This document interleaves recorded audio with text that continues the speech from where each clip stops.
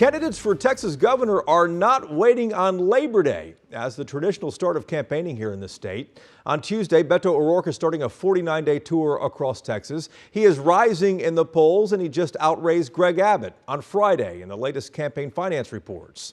We invited both Abbott and O'Rourke on Inside Texas Politics this week, but only O'Rourke said he was available, so we start our program with him.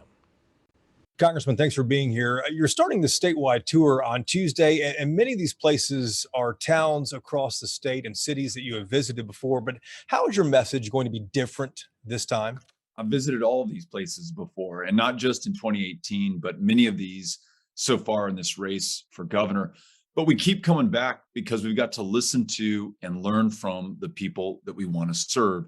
And to your question, Jason, it is reflecting back what I'm hearing. We want to focus on public schools, having the backs of our public school educators, paying them enough so that they don't have to take a second or third job, listening to them when they say that the STAR test is not helping them right now.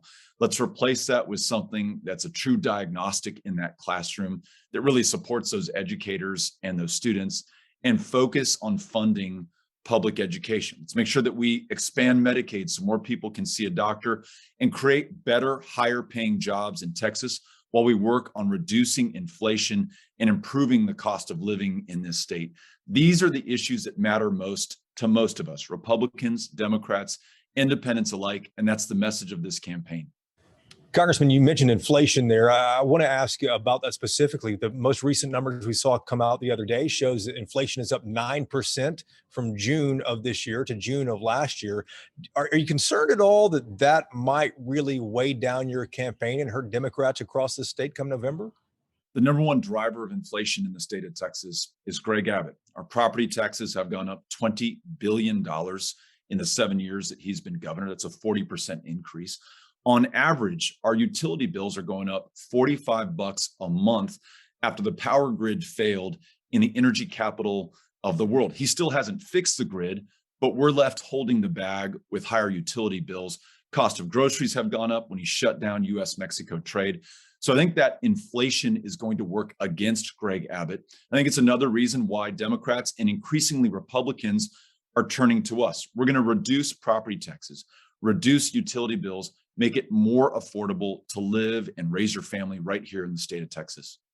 You know, twice last week, the state got really tight on electric supplies. Doesn't Texas need to incentivize more natural gas powered electric plants in the state that can turn on immediately when the sun isn't shining in West Texas or the wind isn't blowing?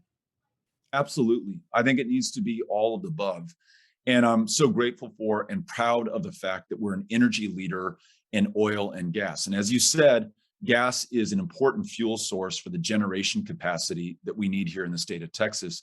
When you supplement that with solar and wind and increasingly geothermal and in the future hydrogen, you have a mix in our portfolio that ensures sustainability, allows us to confront climate change, and guarantees that we can be the leader in the world on energy, not just today, but for the next century. That's what we have to be focused on now in Texas. The last two polls for governor show that you're really narrowing the gap. It's down to 5 to 6 points behind Governor Abbott right now. You continue to close the gap, but how do you continue to sustain that momentum? We do this by working with and listening to the people of Texas everywhere. I mean, certainly you're going to see us a lot in Dallas and Tarrant County, but Collin and Denton, Grayson and Fannin, we're going to the places that so often are written off or taken for granted and talking about the issues that matter most. World-class schools, great jobs for everyone in the state of Texas, and then expanding Medicaid so that we can see a doctor and drive down our property taxes.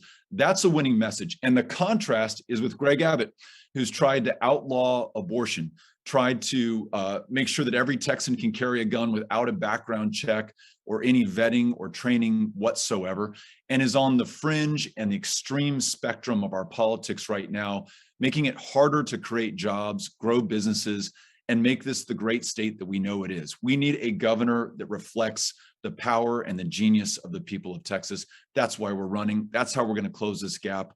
That's how we will win. Congressman, we appreciate the time. Okay. Thank you so much, Jason. Grateful to you.